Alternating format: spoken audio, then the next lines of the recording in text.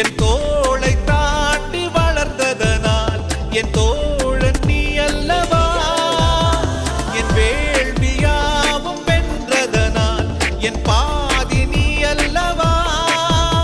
சந்தோஷத்தேரில் தாவி ஏறி மனமின்று மிதந்திட என் வானத்தில் ஒரு நட்சத்திரம் புதிதாக பூ பூத்து சிரிக்கின்றதே.